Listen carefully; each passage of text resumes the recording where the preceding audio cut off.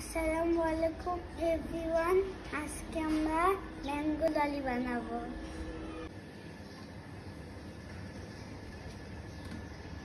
সিদ্ধ করে নিয়েছি, তারপর আমটা সেঁকে নিয়েছি, গ্রিন ফুড কালার মিশিয়েছি।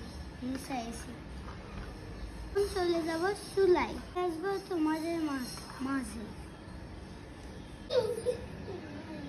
চিনি দিয়ে দিলাম, আইসক্রিম রেডি। ঠান্ডা হলে স্টিলের মোলটা দেব।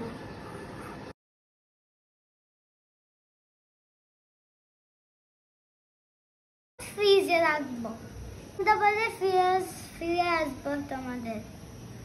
Bye bye.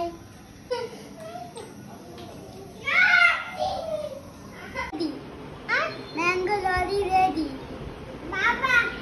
সবাই এই গরমে ম্যাঙ্গো ললি আইসক্রিম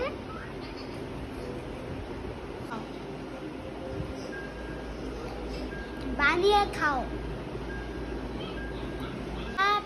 সবাই ভালো থেকো।